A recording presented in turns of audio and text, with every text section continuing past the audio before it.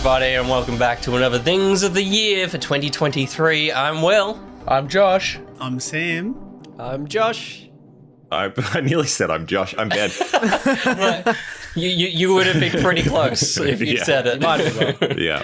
We're going to be talking about the TV shows that we enjoyed the most this year. Very excited. It's been, I think, one of the best years for TV.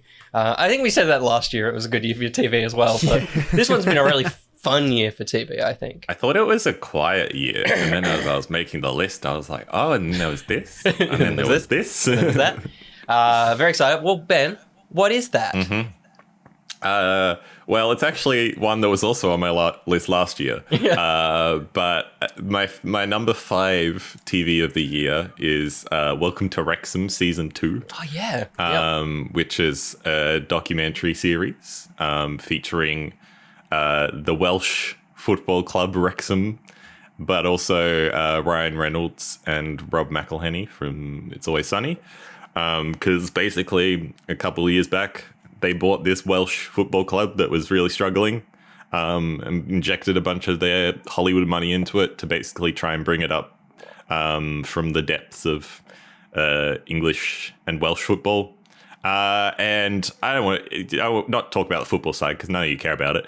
But it's been I really enjoyed the first season just from like, it was a surprise. It was a nice little like, oh, this is like a nice documentary series. It's not actually like, it didn't feel like it was just like a publicity stunt or anything. It was like genuinely like them learning about what it means to the town and the club and everything.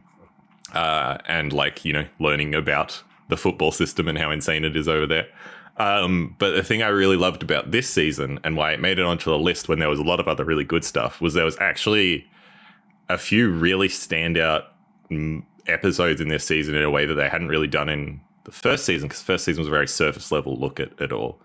And this season, they really kind of dived deep into a few more elements of the town and the football club and of like the history behind the town of Wrexham. There was an episode they focused on a particular mining disaster in the town that like was like one of the biggest in Britain, and you know had a big role to play in where the town is at and stuff, because it was a big mining town back in the day. And then they had another episode focused on players' family, and it actually ended up being like kind of a queer positive episode because it was one of the players' parents had come out as gay, and you know talking through that and stuff. And then there was another episode which was all about like autism and being a parent of a kid with autism, and also the stuff that the club had instated to help fans who are neurodivergent, including like putting a quiet zone into their stadium and stuff, which was a lovely little episode. And there was also a couple episodes featuring the women's team, which we've seen this year with the Matildas especially, and like the Women's World Cup, women's soccer get a big boost, I feel, and it was nice to see an equal focus like kind of put on that in the show, because they have quite a successful women's team, even though the women's soccer isn't as big in Wales especially. So yeah, in a way that the first season like was very good and a very like nice wholesome documentary, which ended with them not getting promoted up to the league above. This season also ended with them getting promoted to the league above, which was a nice way to like end it all.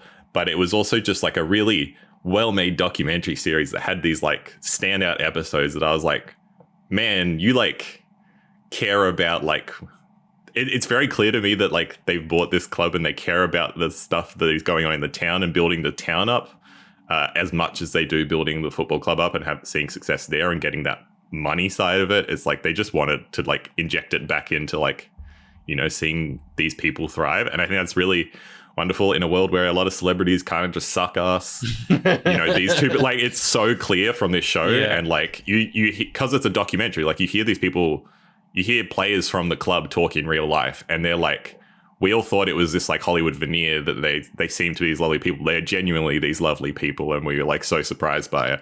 And like everyone at the club loves them. They love everyone at the club. It's just it's such a wholesome vibe. And I'm like, even if you're not into soccer, like you maybe won't get as much out of it, but I do feel like it's a really like uplifting watch. I watched it in like, it's like 15 episodes in the season. And I smashed through it in a couple of days because I was just like, I wanted to keep keep following the story and stuff, even though I knew what happened, because that was the other thing. I'd watched the first season and I knew what happened because I'd followed like their results and stuff, but I still wanted to see how they like played it out, and they did a very good job of all that and stuff. So Yeah, awesome. I'm glad a second season worked, because I was intrigued to know how they'd keep going with that. But that's cool. For sure. And they're going to keep making it as they do more. I'm curious to see if they can sustain. Yeah. 'Cause it was like very much an improvement from first to second season. So I'm curious that'll happen. But yeah, anyway. Josh? So I did not watch that much TV from this year. So mine was kind of slim pickings. But this is where Aunty Donna comes back in. I watched Aunty Donna's Coffee Cafe towards the start of the year. Just really enjoyed it. It was just a fun, like, you can switch your brain off with those guys. It didn't get nearly as like weird and ridiculous as their internet content, probably because the ABC wouldn't allow that. But yeah, it was still just their ridiculousness and their madness. I would say it was a middle point between the weirdness of their internet content and probably the more tame of their Netflix show, because they were able to be like more Australian and stuff within this. And I think that was kind of nice to see. Yeah, definitely. And yeah, it was cool to see like, having in the past listened to a bunch of their podcasts. I used to listen to them a lot more a few years ago. And having seen their live show last year as well, see them adapt some of those skits or characters that they just randomly came up with on the podcast, adapting those into this show and working it in. So they're clearly just constantly trying to create new things, new characters, new ideas, and adapt them in different ways across their various mediums. And yeah, I think it's really cool. So yeah, Aunty Donna's Coffee Cafe. It's a good fun, like 8 20-minute episodes or something. You can burn through it. Fun fact: quick. The cafe, the one person that's not part of Aunty Donna but is like in the main cast, the employee of the cafe. Yeah, the girl. Yeah, I went to uni with her. Yeah, right. So that was cool. It was cool to see her like in a show, because I hadn't studied games. No, this was in my other degree before I switched over. But yeah, that was cool. I was just like, oh, is that person? It is. It's a big year for you. Fun. You went to school with a coffee worker and Elvis. Wait, what? Didn't you go? Am I misremembering that? No, I did go. For those who don't know, I was in the same class as Jacob Elordi for like in the same homeroom class as Jacob Elordi for the entirety of year 9. I thought he was a Yank. No. Yeah. That's cool. That's awesome. Very Australian. Yeah. Yes, I could say a lot more, but I will not. Again, also like Josh, I didn't really watch it a lot this year, so the list is a bit slim. But number 5, I'm gonna put Doctor Who, just because. Look, at the moment of this recording, we still have 2 episodes to go, but like I think just what Ben has touched on in our previous videos, like just the overall vibe and the feel of the show being back and people talking about it and being excited about it and seeing cast and crew being passionate about it in a way that I don't think has been there in the last couple of years is really nice. And yeah, like just having back some old faces as well is great. So yeah, Doctor Who. For my number 5, yeah. Yeah, good. Cool. Finch? Okay. It seems to be like a trend with me, Sam and Josh. Like I did watch some new stuff this year, but I also watched some old stuff. Mm-hmm. So I have finished watching the show Castle. Okay. Oh wow, yeah. So my girlfriend got me onto that, and I was really loving it. And then she's like it was a really well written show, except for the last 3 to 5 minutes of the last episode. Absolute turd. Like, absolute freaking turd. Damn. And I've spent so much time watching a really good show. Yeah. And then it ends like that. I'm just like... Damn. Because do you want to spoil it? I don't think anyone's going to care. Okay, so basically it's a cop show and it's like this writer, Castle, who's played by Nathan Fillion. Mm-hmm. And basically at the end, like, it's this big dramatic thing, cliffhanger, and that's where the episode should end. Yeah. But behind the scenes, the lady who plays the The other character, yeah. the other character, Yeah. didn't want to do any more seasons, and so they were like, "What's going to happen?" Blah blah blah. Right. And they were like, "All right, let's just stop Yeah. this series." Yeah. And so they stopped it, and then they just wrote like what they did was they played this like little video of like Oh, them wow. happily ever after, and it's like the scene previous they're about to die, Yeah. and now they Wow. have 2 kids and They couldn't be able to work out of that. They just no, kind of, yeah, and then right. that's where it cuts, and I'm like, you serious? Like, and it's like really, really good, well written show. That's crazy. But it's just, I was fuming. I was fuming. And this is your number 5. This is my number 5, but that because I put it number 5 Yeah. because it's not Yeah. it's not this year. All my other ones are from this year. You So that's enjoyed why you enjoyed the journey. It was just it was Journey. Yeah, if this video was like 10, 15 years ago when it came out, it would be number 1. Yeah, okay. Like, but sorry for that rant. I just had to put it out there. I think everyone needs to I know. finished it back in like Yeah.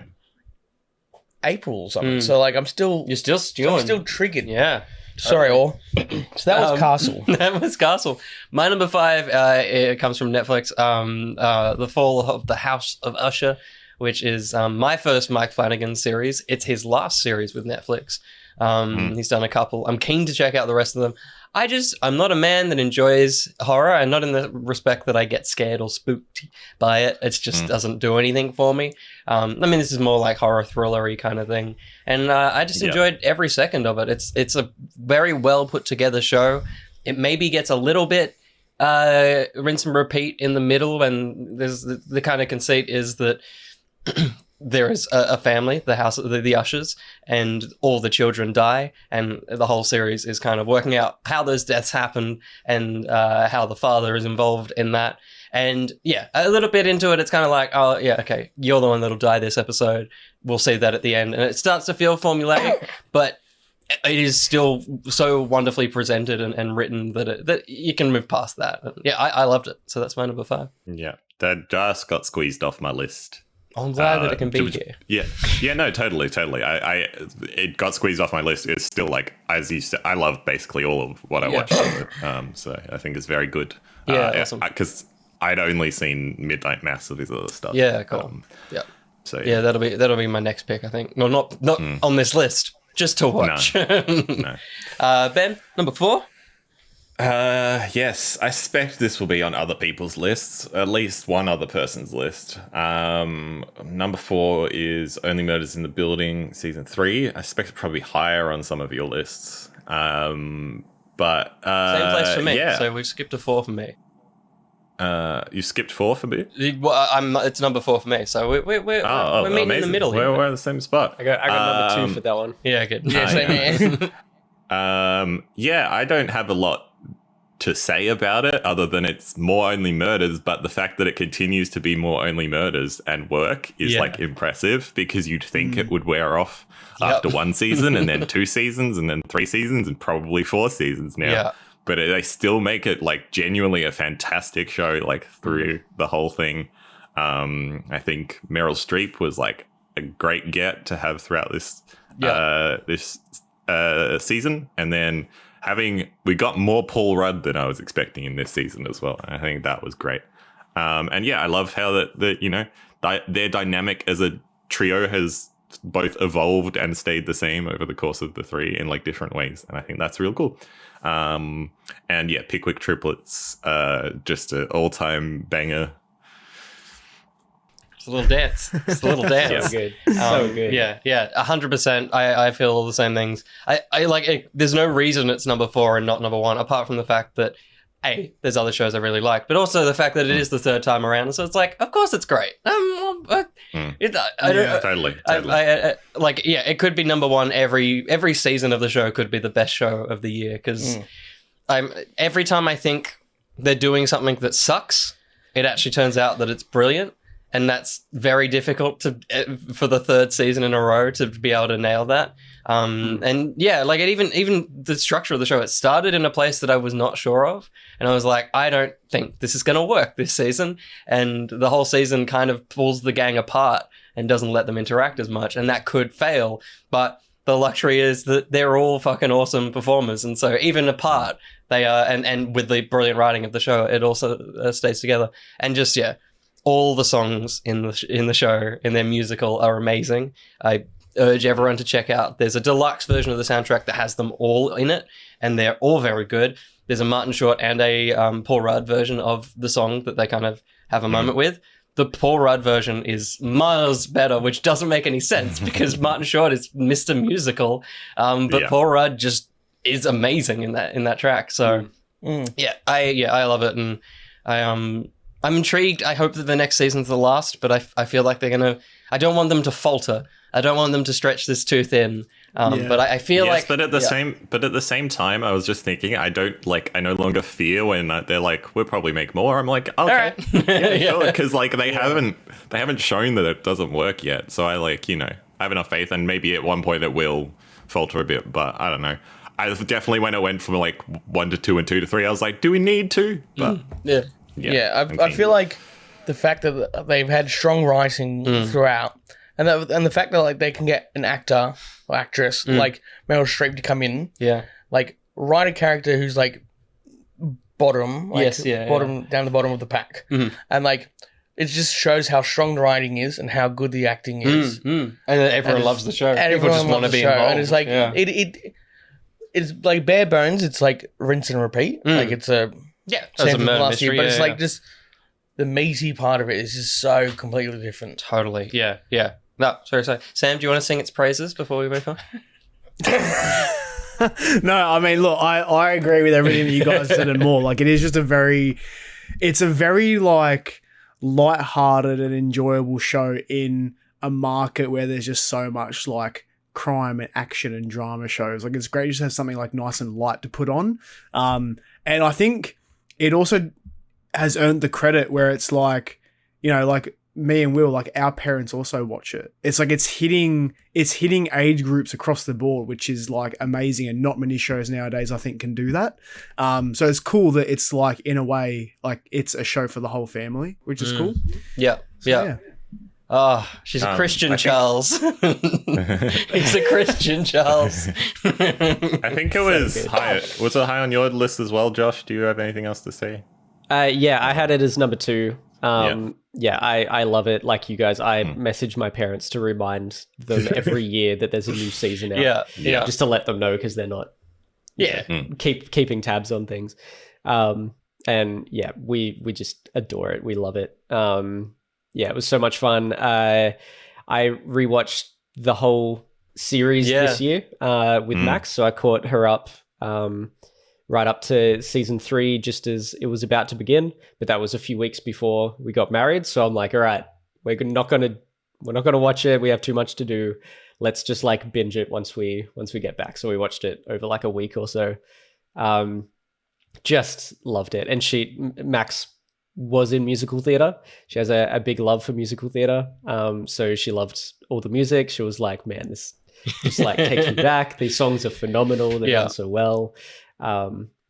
So we just love it. These guys grew up with Steve Martin and stuff as well. All of his shows I thought Father of the Bride references. Yes. Oh my god. I was just thinking that. I was the fact that they could do that. God.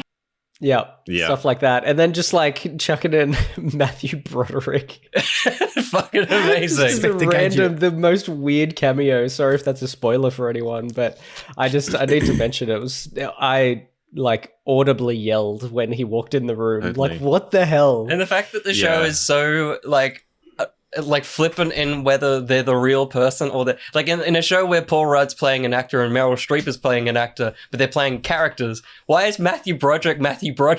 Yeah, what is himself and everyone hates him. What the He's fuck? just really annoying and won't get off the stage. It's the same with Sting and stuff. Yeah. It's very clear. Only Murder Season 3 could have been if there's an ETTO number 1 show of the year, it's probably that.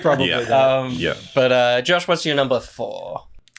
So I have one that probably no one else watched. It's a true crime documentary series called Exposed: The Ghost Train Fire. Exciting. So it's about the 1979 Luna Park ghost train fire. Yeah, I did hear about that. Yeah, they found dozens of people that were there. All these cops that were part of the police force at the time, or were part of the the court hearings and things about how it happened, because it was all covered up. Like it's obviously it's called exposed.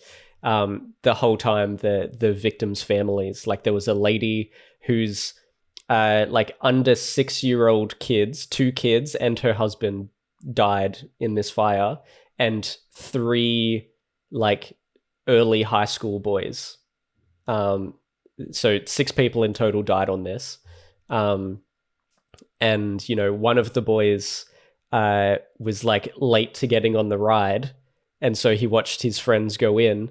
And then as he was about to go in, someone pulled him off because they realized the whole thing was just engulfed in flames. So he just watched his friends go off and not come out the other side. And they had like people that were running the ride at the time, like they had interviews with them about how they like ran in and were like pulling people out, like, you know, getting people through the emergency exits and stuff like that. And they were seeing the boys and the father and his sons, but they couldn't get to them because the flames were too intense. And then just this huge cover up where they were like, it was an electrical fault. And then you go back and look at the photos, and the only thing that's intact at the end is the electrical box. Amazing. Everything else is fine. Like, Wow. Yeah. the fire wasn't near the electrical box on the ride. Yeah. Just things like that, and how far it goes, and it's heartbreaking Yeah. to see like the families, like, you know, the dads, the fathers of the boys now are like 70, 80-year-old men, you know, and just seeing them breaking down, finding out what actually happened, because all of them are like, it wasn't an electrical fault, there was like foul play somewhere. And these journalists from ABC, like seeing these men just breaking down like 40 years after their kids have died, like it's still such a sore spot. And the mother of these 2 kids and her husband, who she basically just watched them go in and not come out as well, just like absolutely incredible series, and the lengths that they went to uncover everything and figure everything out. It's really, really good. It's a really good series. It's I think it's 3 2-hour episodes on Netflix. So Exposed, the Ghost Train Fire. Definitely recommend if you're into like true crime stuff. Very, very good. That is something I'll be watching. Yeah, I was going to say that's up your alley. Definitely. Yeah. Yeah, check it out. What you got for us, Sam? Sam. Well, to pick the mood up a bit, Yeah, I was going to say, can you... Something- Thank you, Sam. So sorry. something that I believe is on everyone's list, or at least most of us, is Loki. I think it was a very, very good season this time around. First one felt a little bit flat for me, but I think they found their footing a little bit better this time around. I think the story as a whole was a lot more interesting. I found myself being more invested in it, even though 50% of the time I didn't know what the hell was going on. But I think the thing that really keeps the show intact as being decent is the actors involved. I think this time around, everyone did such an amazing job. And the addition of new characters such as OB is just like, I know that Will, Will's favorite. Yeah. But yeah, just like they kind of just put lightning in a bottle with this whole season, I feel. And I think the payoff was pretty cool as well. So. Ouroboros, and it's a circle snake which eats itself. This is the whole thing. It's so cool. so good. I will chip in now and say that it didn't make it on my list, but similar to like Usher, not because it's bad, just because there's so much other good stuff. But so I won't say too much, and I'll let you guys speak on it. But yeah, I just freaking loved it. I thought it was great, and like a great way to like finally have like something MCU that felt good for in a while. Totally. Yeah. Other than Guardians, which we may talk about later. But I mean, because Josh, you still haven't watched it, have you? I have not. Yeah, we'll dodge spoilers, Okay. but it baffles me. Like, the thing is, I rewatched season 1 leading into and watching it at the same time as season 2, and I now love season 1 more. For a show to be for a season to be so good that it helps the other season be lifted is pretty damn impressive. And it is because, totally, the characters shine so much more in this second season. I think mainly because the first one's a lot more about the TVA and like taking it down and analyzing what all that is. This one just lets the characters breathe and have their own journeys, and it's just, and it's also beautiful. Like, it is one of the best looking things in the MCU because it has an identity. No, but also for a franchise that nowadays often gets rightfully called out for looking pretty awful and messy in parts. I think it's like, it is so impressive how good the show looks and consistently looks good. It's all real sets as well. I think the behind the scenes revealed that they built most of the weird looking places that they have in the TVA, and I think that it needs to become standard practice. People, you know, rightfully kind of assume CG would actually be the cheaper cost, and it's not. Plywood is a lot more. It's cheaper than man hours. Yeah. So I'm impressed, and I can't wait for you to watch it, Josh, because I think you're gonna really love it. Totally. So. With my viewing, I wish I had watched season 1 just before. Yeah, because it does a lot. For it. But also watching season 2 after so long after the final episode of season 1, I was a bit confused. Like, I was like, just to begin with, I was like, wait, why is she angry at him and blah blah blah, all this thing, and then like, it was totally. Well, I think Milk described it in the Discord perfectly, that it is it's one season of a show that they filmed over 2 years and broke it up. Like, it's not, you should watch this in one go. It's not 2 seasons. It's a single idea, and it just so happened they couldn't make it. Yeah, right. If this was anything other than the MCU, it would have come out 2 years in a row, but for some reason it didn't. But the other thing I'll just say about it is, like, the part of the other reason it's so impressive is because it does justice not only to the Loki from the show, but to Loki as a character as a whole across 40 whatever MCU things at this point. And I feel that is probably the most impressive part as well. And it's 90% Tom Hiddleston. That man lives and breathes the character. There is a line, the final line that's said from his character in the show, he remembered from a previous film and was like, that's what I got to say. And everyone on the set was like, yeah, of course. Like, he and apparently that's throughout this season. The first season, he kind of said that a lot of his creative decisions got pushed to the side. And I think that's pretty evident with the way that Loki is treated as a character in that first season. And apparently everything he asked for in this season was delivered and they accepted. And and I'm sure that's the same across the board for the cast. Because it really does feel like they've become their characters. And so, very good pick. It's Owen Wilson, good job. Oh my God. Man made me cry so much. I'm so sorry, Josh. You've got all that to look forward to. It's all good. We're getting there. We'll get there. Good pick, Sam. Oh, so it's my go. Okay, so this one I'm going to put as number 4. Okay. Because I haven't finished watching it. Okay. But it came out early this year. I'm going to guess. But I watched the first 5 minutes when it came out and was like, nah, this ain't for me. And then I watched the movie that related to it. Then I'm like, oh yeah, okay, let's go back to it. Yep. So the TV show I'm talking about is Miss Marvels. Yeah. I love it. Like I like it. Like, it's really good. Really love the dynamic. But I just, in the first, when I first started, I don't think it came through. Like, for me, it didn't quite hit it. And then I saw the Marvels, and I'm like, oh cool, actually I like it. I like that dynamic. And then I went back, and so that's what I like. Yeah, awesome. I'm glad, and I hope that happens for a lot of people. I would like to do it because I feel like maybe it's better than I remember, because I really didn't like it, but I didn't like it from a structural standpoint. I don't think it didn't really work, but maybe loving the character and wanting to see that will pull you through it more. That's awesome. And it's cool. Like, I think the MCU needs to do that more often. I think it needs to be a movie to show, less so the other way around. I think that's going to help a lot of them. That's why WandaVision, Falcon Winter Soldier, Loki worked a lot. And then as they introduced more characters, that felt like where it struggled more. That's interesting. But I think, that's a whole nother topic that I was going to say. I was just going to be like, if you go TV series for a character and then movie, you get the backstory. But if you go movie, you don't, like... Anyway. No, good pick. Yeah, thank you. My number 4 was Only Murders, so I'm going to jump to 3 because we're about to enter the 3s. My number 3 is Shrinking Season 1. Please watch Shrinking. That's my 3 too. Amazing. Yeah. Good. I just like, this is another show that I had trepidation moving into it. I didn't have the background of Ted Lasso knowing that these creatives are amazing. So I went in pretty fresh and just imagining a show with Harrison Ford in a comedy role. I know he's a very funny dude, but I also was worried he was going to fit in as like a cameo within the show. He is second billing. He is so integral to the show and is one of the best parts of the show. And that's not just as someone who loves Harrison Ford. His character is incredible in the show.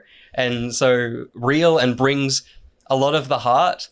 But that is the same across the board for all the leads of the show. Shrinking's about Jason Segel and a few other characters that work in a psychiatrist, and he just wants to take it a little bit of a different route. He wants to help his patients a little bit too forcefully, whilst he himself is a very broken man, having lost his wife, I think the year before. I think it's only like a year. And so it's a bunch of sad characters trying to be happy and dealing with trauma and stuff. Yeah. It sounds very depressing, but it's actually a very wholesome show. For you coming from Ted Lasso, does this feel like they just kind of grabbed you and you're like you've got another show? You don't lose your friend. 100%. Then they were coming out at similar times, which helped Apple TV subscription wise. But yeah, I think it was like great to like have both of them at a similar point in the year, and just kind of be like, wow, like this creative teim can, because they're different shows, but they have the same heart in them. And I think that's why like they both stand out so well. It was so nice to like, felt like a warm hug kind of, but it's still like a very like interesting and unique story. And I think the thing you mentioned about Harrison Ford, I like that he gets to play someone his age. Yeah, totally. It's really nice to see him play someone his age because he's just been doing like cameos of the characters he played when he was young. And so it's nice to see him like, not be that for once and actually just be like a character that makes sense for the and they embrace 80-year-old he is. They embrace the Harrison Ford that we know as well. He plays a grumpy old dude, but I think he's also he's stereotyping himself because it's definitely pushing beyond. Especially in recent years, we've gotten a lot more of the kind Harrison Ford that he actually is. And so, it's cool. And it's startling because at the same time, 1927 came out. It's not on my list. And that was another show that had him as a lead every week. Seeing Harrison Ford on my television was such a strange experience. But wonderful at the same time. And also I have no background of How I Met Your Mother and stuff. So I didn't have any thoughts going into for Jason Segel. And now he's one of my favorite performers. He said a very funny thing about this show because he's playing a very kind, horrible person. And he kind of said in an interview, I think with Conan potentially, that he wanted to use what the public image of him, which was always playing the nice guy, always playing the lovable hero. He wanted to use that image to allow him to do terrible things in the show, but for you to be like, it's fine because it's Jason Segel. And it totally is that. It's that thing of, just enough about him as a person that even when he's doing the worst thing, you're like, oh, you silly idiot. And so I can't recommend it enough. It is a wonderful show. We're getting a second season. This is actually one that I'm intrigued if they can, because I was one season and done could have been the way with the show, but I think maybe it was the same with Ted Lasso. It could have been a one and done and it grew into what it became. Oh, see, I'm the opposite. I'm so confident this has got like at least a couple more good seasons in it. I think there is like plenty of untreaded ground.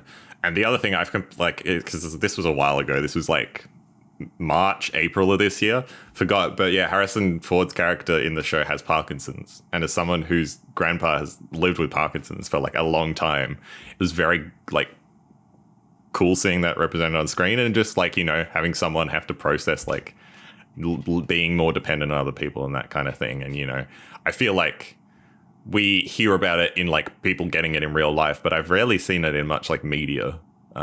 Despite it being quite a, common thing for totally people to go through. So, and it's presented in a pretty confronting way. Like it's not presented in a like soft, like, oh, these things are happening. Yeah. It's like this character that we've loved, but also seen the bad sides of him suddenly is put into a situation that he can't control. And yeah, it's an interesting scene. So yeah, big wreck.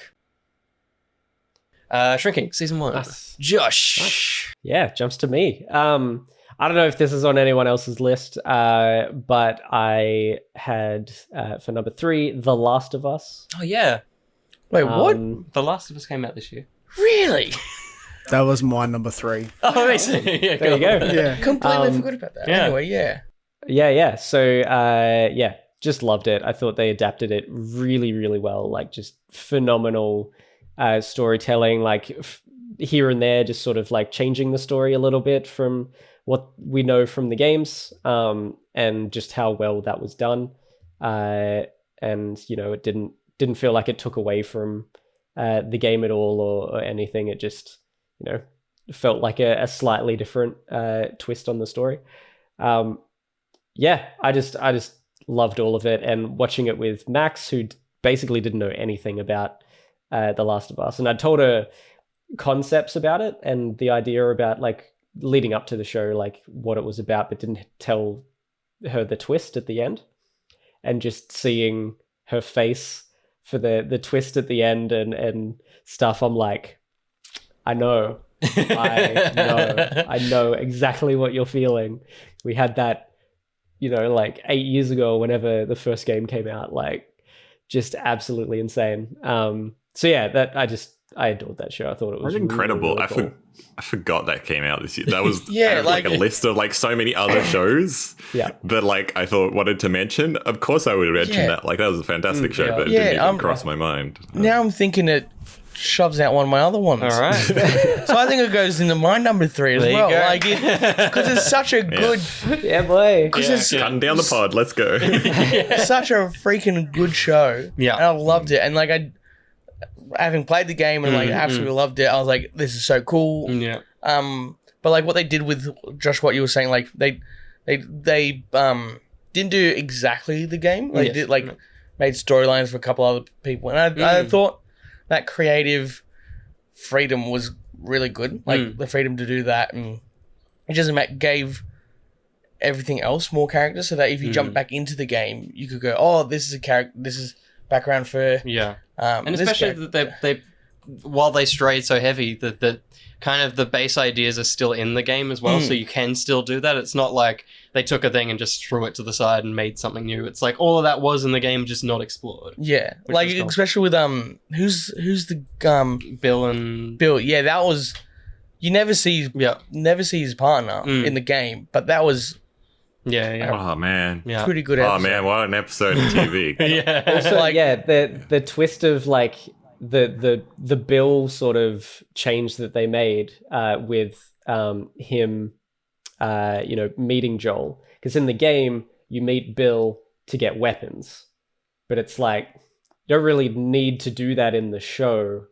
Like it's not necessary. That was just to push forward mechanics of the game, but having that instead as a flashback, and like they did have a friendship from back then and stuff, and I thought that was a good little like twist on them having met before and their friendship from the past. I did see someone on Twitter that some were joking. This person was not joking. It's like, but if he doesn't meet Bill like in the present and he doesn't how is he going to know how to make trip mines? I'm like, there's no fucking way that man doesn't already know how to make trip mines. yeah, exactly. Sam, as the owner of like 5 steelbooks for this, No, I mean, I obviously the game is like one of my favorite games ever. So I was very, very excited for it to come out, and I think it delivered on a lot of aspects, but I think it still lacked certain areas. But from what I've heard that they're doing for season 2, I feel like they've maybe fixed some of that, which is going to be cool. You just wanted more punches, didn't you? You just wanted some more action. I mean, everyone kind of did. It was just like, I think that there was a massive lacking in terms of like the infected and threat. So it just kind of felt like you had these two people just going on like a road trip. Like it didn't really feel like there was anything they were trying to run from or be safe from. I think like the strongest aspect of it for me though was the visuals. I just think it was a very, very pretty looking show. It's just a shame that it only streamed in 480p here in Australia. And they've gotten 4K since then. you can actually watch it now in 4K, which is good, but it was annoying at the time. I agree. But yeah, it was cool. I also love the inclusion of the small little moments at the start of a few of the episodes that kind of showed the build up of the infection and how like people were starting to notice it. And that start at the beginning on the talk show being like, oh no, this is a real thing. Like this could happen. And then people started to realize in real life, oh, that can happen. Overall very good. The parallels between that talk show and like the real reality, Yeah. was just really good. Yeah. It definitely hits different after COVID as well. 100%. Which, you know, like it's lucky for them, I guess. But, you know, like I imagine they definitely tailored some of that around that. The other bit I wanted to mention, because, you mentioned the added stuff, like the bit where they go to Malaysia, I think, or wherever, like it was first breaking out, and having that, like, added moment of the initial breakout was just like, oh man, this is like great. Like, I love those little extra snippets. I almost wish like the show was just the extra snippets. But yeah. But and just Pedro Pascal. What a man. He's so good, so diverse. Like the things that he's come out with in the last couple of years. Yeah. He can just do anything. It's so good. But shout out to Bella Ramsey as well for like absolutely holding her own in a thing that a lot of people thought she might struggle. Like, you know, there was definitely the one people would jury out on a bit more, and I think, you know. Yeah, totally. Yeah. She took on the role quite well. Yeah.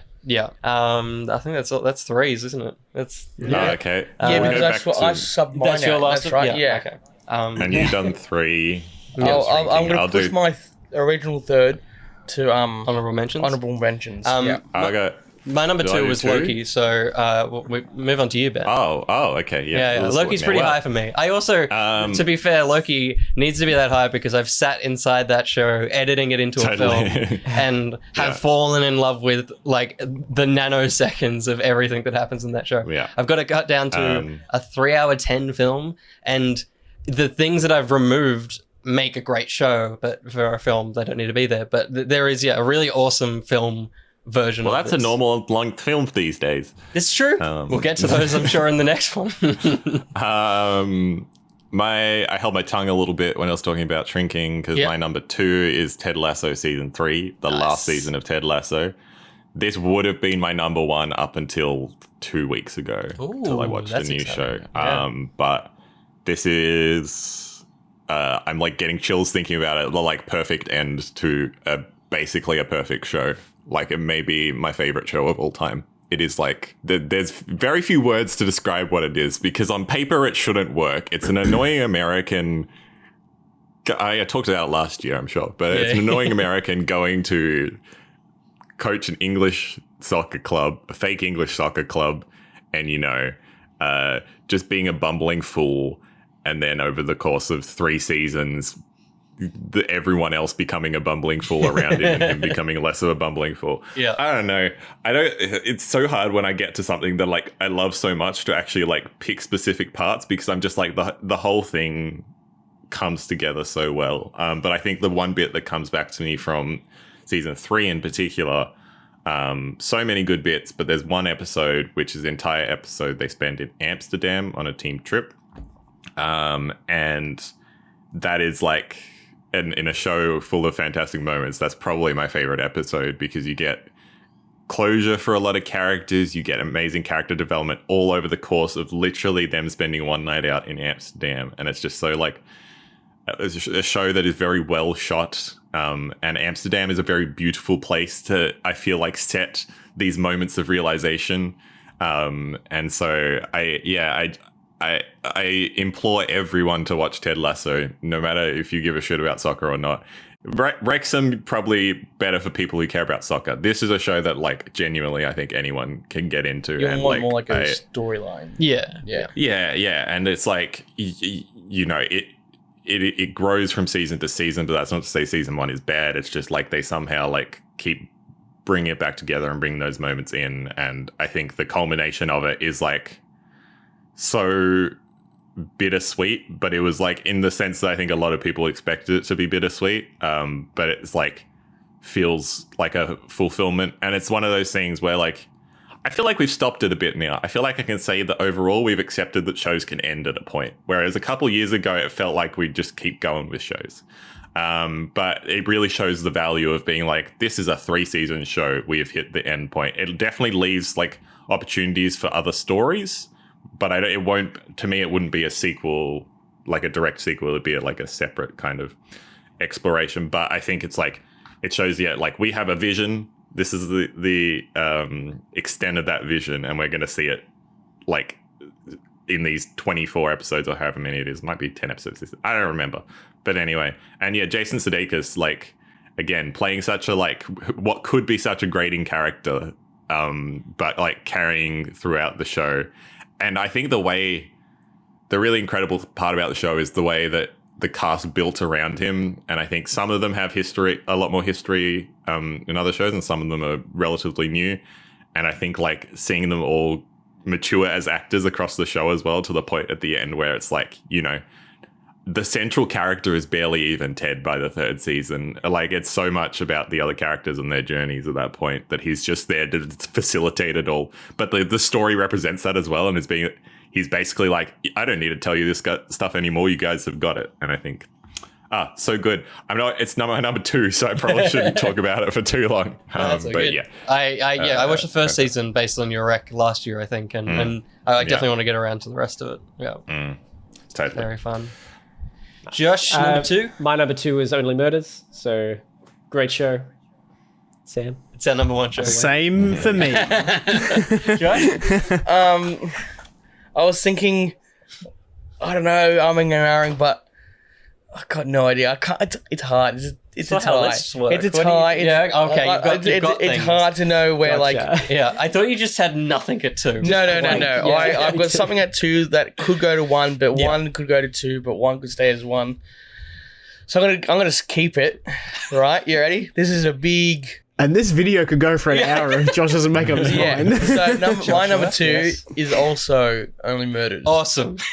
Right. That saves us. Thank you, Josh. Yeah. Awesome. It's our number 1 show of the year. There you go. Only Murders in the yeah. Building season 3. It's funny that it didn't make it to number 1 on any of our lists, but Yeah. it's our number 1. Yeah. When we know it's the last ever season, it'll be number Totally. 1 on all Yeah, our for lists. sure. Yeah. That means it's special mentions time. I'm going to quickly give a shout out to 3 shows. The first one, Mando season 3, I've fucking adored and loved every episode. I think every other season there was 1 or 2 that I was like, it was all right. Season 3, I think, was again a show that could have ended. I think it has a natural endpoint and was just the most fun I've had in Star Wars since Solo, which of course was 3 nights ago when I watched Solo again. A big shout out to Mando season 3. Also Gen V, I thought was awesome.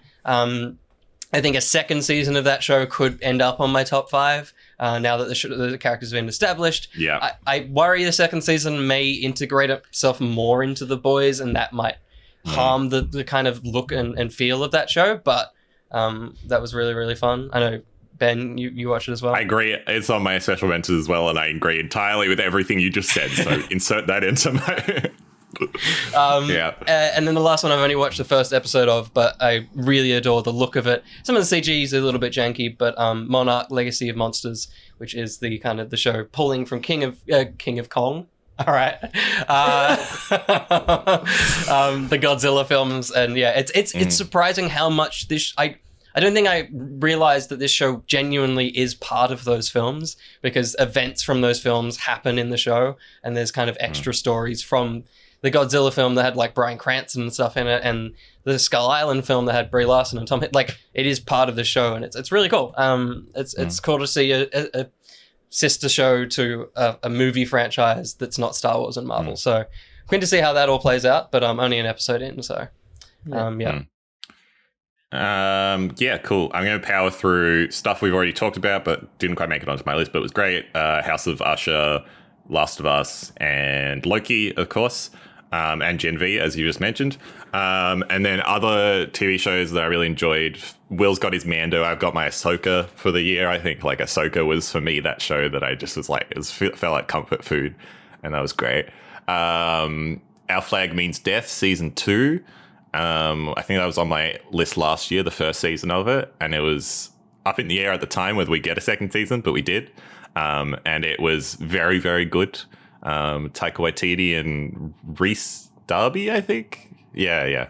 Fantastic chemistry between the two of them, but it's another one of those shows where like the extended, lesser-known cast really comes through to shine in this second season. There's really some sweet moments at the end of it. If you're into Taika's best stuff, he's had a rough patch, but if you're into his best stuff, this is definitely like the kind of vibe you'll be into. Gay pirates is the pitch, and that's really all you need to know. And then Invincible wouldn't have made it onto this list, but the season's not fully done yet. You can put it on next year. Yeah. We've got half the season out, and they're taking a break, and then the other half's coming through, but it's fantastic as always. And then they had the Adam Eve special episode halfway through the year that I only just got around to watching, but that was great. And then the final special mention is a show that's been out for many, many years, but I finally got around to finishing it this year. It was Avatar. Superman and Lois? No. Avatar: The Last Airbender.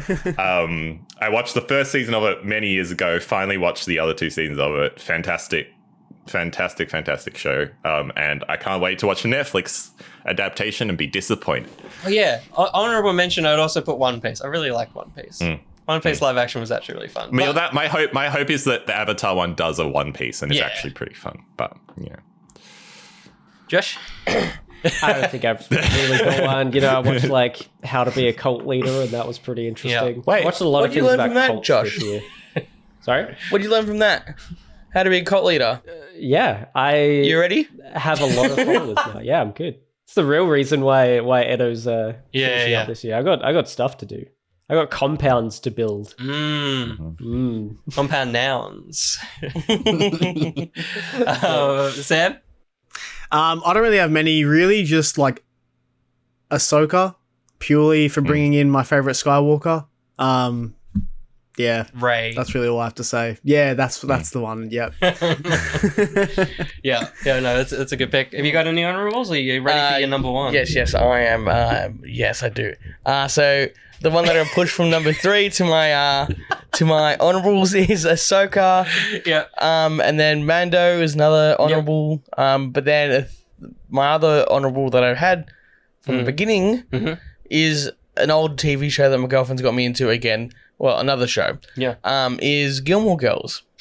So solid. I watched watched the first few episodes of that, and it's just such a good. Like I love the humor in it. Yeah. It's just like quick and it's so good, and just like the conversations between them. Like there's no time for like laughing or anything. Like it's just compact. Ben, do you want to hit us with your number one? Number one. We go. Okay, I'm so excited to talk about this. My number one TV show of the year, which I watched, probably about 2 weeks ago, in 2 sittings, basically, is Scavengers Reign. It is a animated sci-fi show. You can watch it on Binge if you're in Australia, or Max if you're elsewhere. It is a very special adult animated show in the sense that you hear adult animated and you think Rick and Morty, or like you think something is super gory or super like crass jokes or anything. It's not any of that. It's just adult in the sense that it's just like telling a very like mature story. And it's basically, the premise of it is that these a bunch of escape pods from a ship that has kind of started falling apart in the orbit of this planet have crash landed onto the planet. I don't think the planet ever gets a name, but basically a bunch of these pods have crash landed on the planet in different spots. There's people. It follows like 3 or 4 different storylines of people who have crashed on this planet. 2 of them are together, then there's a couple separate people. And very early in the show, one of the groups of people gets the shuttle from their ship to land onto the planet. And so everyone sees it land, and the rest of the show is them kind of all trying to make their way towards the shuttle, and eventually later on in the series crossing paths with themselves and potentially some other stuff. and it is gorgeous. It is just the vibe of everything in it is fantastic. Visually stunning. The music matches the visuals. The best way I can describe the visuals and the music, it's very alien and otherworldly in like the most weird sense. It really leans into how weird sci-fi could be, and that's I think part of the reason I love it. It looks like an indie game. It basically feels like that. Yeah. I'm amazed in all the stuff that got cut of Warner Brothers. I'm amazed this came out and got through it all, because it feels like such a weird niche passion project that someone has made. But it's really freaking good. I was enthralled by it. It's the first couple of episodes I was like on the edge, and then very quickly just got like sucked into it. It's can't really say too much more, but I think not a lot of people probably have heard of it because it's kind of just tucked away on binge and stuff. But I've heard other people who have watched it being like, this is great. It's definitely a little cult classic. I think that if you can access it, go give it a watch. If you like sci-fi in particular, it's fantastic. And animated stuff. We love animated stuff. What's it called? Scavengers Reign. Cool. All right. REIGN. I'm down to watch that. Speaking of little cult classics, Josh, what is your number one? Ooh, who could guess? Another animated show. Scott Pilgrim Takes Off. Currently on Netflix. It is so good. Just the way they've twisted the original story. It starts off like all the trailers just straight up look like it's the movie, just an animated version of the movie. But by the end of the first episode, everything is different. And just the new direction it goes is so fun, so funny. The anime feels like quite a different style of anime than regular anime, like it's almost like, I guess it goes with the art style, but it's kind of a lot more like chibi, I guess. And well, it's because it's so based on the comic, but then it pulls in like more anime stylings into it. It's like a mesh of the comic style and like animation. It's so one of the cool things that I've loved looking at over the last week or so is a lot of the behind the scenes stuff that Netflix have put out on the creation of this. So there's like stuff on the the voice actors and stuff, which is the original actors from the movie. They've all come back. There's a couple of extra cameos and stuff like that as well, which is good fun. But one I watched last night, which only came out yesterday as well, was like one about Science Saru, who is the anime studio in Japan that actually made it all. And they interview like Brian Lee O'Malley, who is the writer of the comics, heavily involved in the movie and also heavily involved in this, and his like business partner that was helping him produce this, because I think he's a director, and then interviewing a bunch of people from Science Saru as well. They were there doing the interviews, and just hearing their love for like the studio, and Brian Lee O'Malley just being like, when I was a kid, I wanted to do anime. Like I loved anime. I wanted to do it, but I sucked at animation, so I just learned to draw, and that's how I became a comic book maker. And then finding out, that Netflix had reached out to Science Saru, I was like so excited. Like just seeing his pure excitement, and then some of the Japanese animators and stuff being like, man, when we found out that we were going to do Scott Pilgrim, we were like, oh man, we get to do anime with American art. Like that's crazy. That's so interesting. Sure. Like this is going to be really fun. And I don't want to spoil it, so I don't want to go too far into the story. But it does not follow the movie at all. There's a bunch of like Tony Hawk references whenever Lucas Lee, who's Chris Evans' skateboarding character, whenever he's on, there's like, there's Avril Lavigne's Skater Boy reference, and there's songs from Tony Hawk games and things like that. That's the last episode I watched. That's why I haven't talked about it on any of my special mentions, but I'm enjoying it. But I knew that was my least favorite episode so far, and I knew for a fact it would be one of your favorites. Yeah, it was because there's a little skating involved in it. I also like how much of like a left turn it took, because I'm not as big a Scott Pilgrim person as you, but then seeing that immediate left turn, I was like instantly way more in. So I'm keen to see it through. Yeah, for sure. So that is my number one. That's no surprise. We're going to start making new stuff. We're going to run out of things to come back to. Yeah, totally. Sam, number one. Well, cue your laughs. It's Superman and Lois, season 3. Only because I feel like this year they took a very, very bold step with what the season was kind of based around. So for those of you that are unaware, the season is based around the fact that Lois finds out that she's got cancer, and it's a very, very aggressive form of it. And it's a very confronting thing to watch because they don't hold back at all with how real this can be for people who are actually affected by it. So, they're talking about like, we got to think about, well, if I go, we got to put everything in order in terms of like my affairs, my work, blah, blah, blah, like wills, all that sort of stuff. So it was a very confronting thing in that regard. But then for the show, it was also very interesting to see Clark still trying to be Superman while he's got literally the weight of this on his shoulders, with worrying about her 24/7.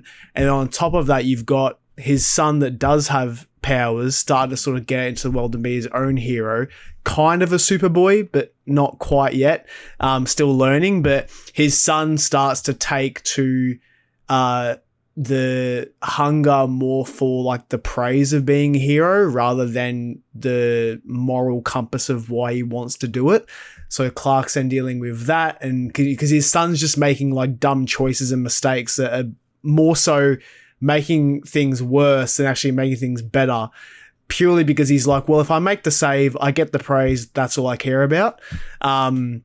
So there was just a lot of things that they did in this season that was very, very different to what they've done before that I really enjoyed. And being like a Superman fan, it was great to see these characters sort of deal with all of that.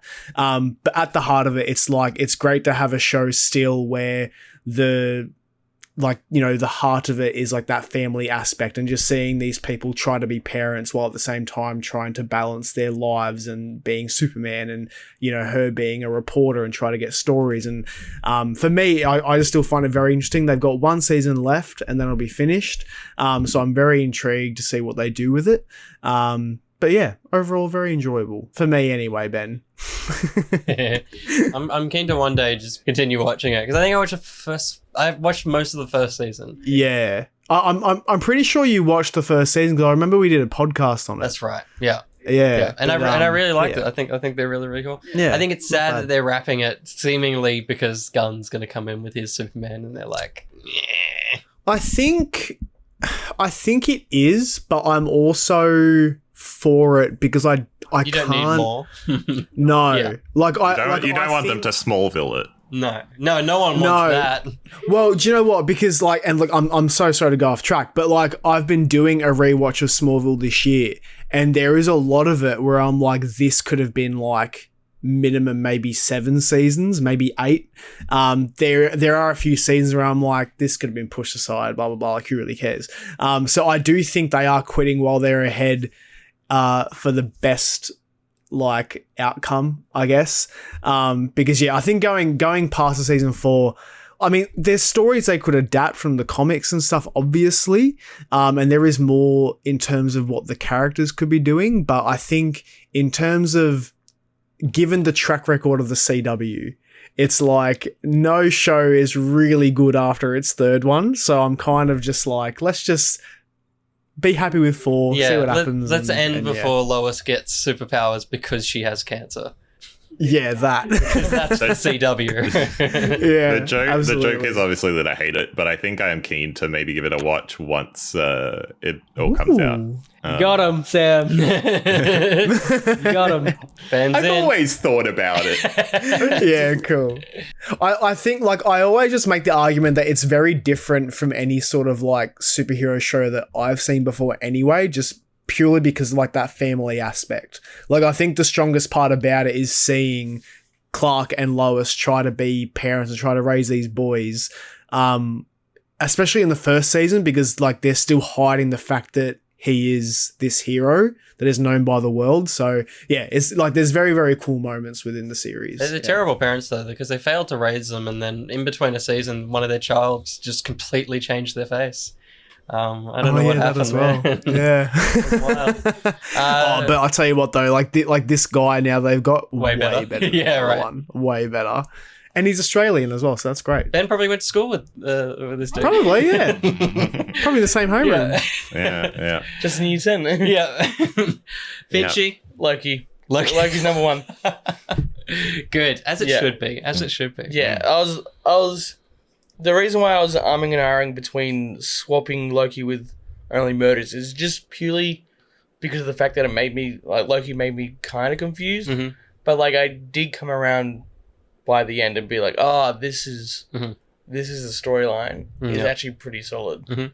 So It's your number that's one. why it's my number one. Yeah. I We've kept it there, talked yeah. about it. So Yeah, so Mm. don't need to talk about it anymore. Loki's very good. Look. What's your number one? My number one is similar to the way I think Ben described Ted Lasso. I don't know where to start with how much I enjoy it or what makes it so good, but The Bear season 2 is my number one of the year. If I had watched season 1 last year, it would have been my number one of last year. Again, I'm going to just borrow everything that that Ben said. I think potentially one of my favorite show of all time.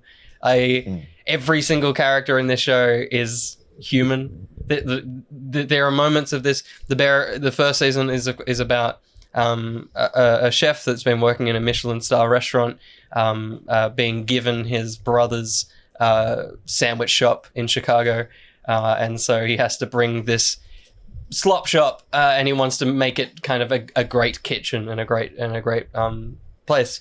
And the season 2 is that journey. Season 1's kind of getting to know the characters and the dirtier side of it. Season 2 is getting the restaurant and making that all come together. And it is shot and it is acted and it is written like it's a documentary.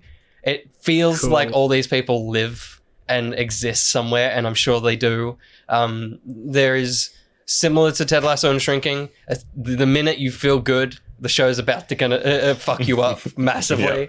And you're so there for it because the good and the bad are written and created so brilliantly. There's an episode in the middle of this season that is probably the worst I've ever felt watching a show. Like, it is the longest episode they've done, and it is the most tense and horrible experience. But at the same time, you have all these characters you love. So there's a lot of like fun and lovely moments. But I mean, the basic premise is it's a Christmas dinner. And so you just think about the worst Christmas dinner you could possibly think of. I've seen parts of that. It's a lot. Yeah, that is intense. It is a tense episode, and it's just brutal to make that the longest one as well. So that it is longer than the rest. But the characters are amazing. There are changes to characters that happen in this season that I kind of never expected. One of the like most annoying character, Mum, constantly is like, why is he here? Has an episode this season that changes him into being one of the best characters of the show. And yeah, it is. Love it when that happens. Yeah, totally. We love it when that happens. When they just turn it on their head. I don't. This is another show that, as I'm pessimistic with multiple seasons. I would love one more and done because I don't want this to ever get bad. I want these 3 seasons. I'm gonna watch them for the rest of my life. Like this is just the best show. Bear season 2. Yeah, I keep walking past my housemate watching this, and I'm like, yeah, I'll get to it, because I've heard only what you said, basically, from everyone who's watched it. But yeah, it looks very intense, so I'm waiting for a period when I can deal with this. It's a good choice. Yeah. Make sure you're in a chill place to experience the show. But yeah, I adore it, and much like Only Murders, I'm glad that there's basically a yearly drop, seemingly, last year, this year. They're shooting one early next year, so it'll come out next year. So look forward to this being number one for the foreseeable future. Don't be shocked anymore. Yeah. Did they... Sorry, I think you may have just answered it, but did they drop it every week, or did they... It's a weekly drop, but we get it, I think, like a month after the US finishes. So, yeah. So it's a weekly drop, but the weekly drop starts earlier in the US and eventually comes here. Right. So you... Yeah, okay. Is it so you, FX? It's FX, yeah. Yeah, so it comes Disney Plus, yeah? Yes. Yeah. Yeah. So, yeah. Big recommend if you need a holiday watch. There's 18 episodes now, so it's a fun one to watch. Fun, maybe it's not the word, but it's a one to Enjoyable. watch. An enjoyable one. That's it for all of our picks. I just was like, I just said mine. That's the end. Yeah, I was about to say, these people. The only other thing that I thought of it again, a show that I just forgot that it happened, but Succession. I watched like all of Succession earlier this year, and that was a great show. And the final season of that was last year. I'm not going to talk about it more, but it was great.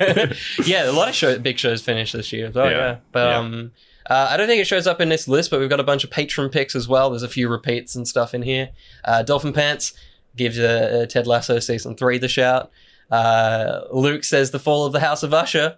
Dump Day says Only Murders season 3. Jaya says The Bear season 2. We're basically getting all of our picks in this. Antonio says Ahsoka. Joshi says Not Dead Yet. And I'm glad to hear that, Joshi. And also their pick is Not Dead Yet. The way the show uses light comedy to disguise a journey of self-growth with some very relatable emotions explored hits home surprisingly hard at times. There you go. A little review from Joshi as well. Not dead yet. Milk Please says Scott Pilgrim. He's literally me. You don't understand it, okay? BMAC gives us the top 5. Number 5, Jury Duty came out this year as well. That was a big hit for a lot of people.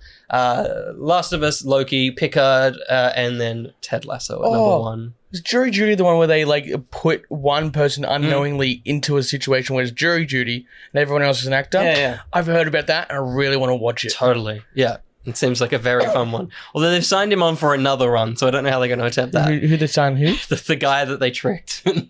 How can you do that? My hope... It's a one-hit wonder. I know. My hope is that he thinks that he's the only one in on it, but it turns out that he's getting punked again. Like, he's given a script and he thinks that no one else is in on it or something. I think that would be fun. Or it's an actual court case. And he's That would be great. This is so wacky. convicting It's a felon. Dude. Dion says Poker Face. It's been a very good year for TV. This is hard. I do want to check out Poker Face.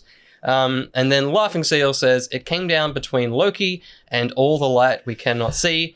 They went with Loki because oh no, they didn't. No.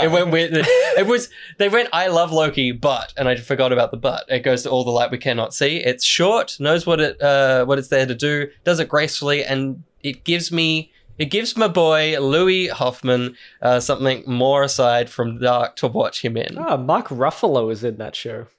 Yeah, I do want to. I think, is that the one? I think it's on Netflix. Yeah, I think it's him, and I think there's a blind actress as well. Is that one? I guess it would be, maybe by the title. I've been really wanting to see that. Yeah, it looks very, very sweet. So good pick, good reminder as well. Do you keep seeing this advertised on Netflix? Yeah. It looks very, very nice. They've designed... No, it wasn't that they designed the set. There's a video with Mark Ruffalo and the actress, and he's just like, she knows where everything is in this set because of the way they've positioned things for her. And it's wonderful. It seems like a really cool show. That's very cool. That's all of our TV of the year. Cool. Thank you, everyone, for your picks. Thank you, gang, for all being here. Big year. We're going to have a lunch break. Yeah. Will, can you play us out by singing Triplet? Oh, yeah. 3 little babes in their bassinets, angelic little triplets or triple threats. They might have fooled the others, but they won't fool me. It's time to give these teething, skeeving 3 the 3rd degree. Which of the pick with triplets did it? Who the crew could commit this crime? My little brat, make a bubble go splat. It's started pretty gory for a nursery rhyme. Which of the pick with triplets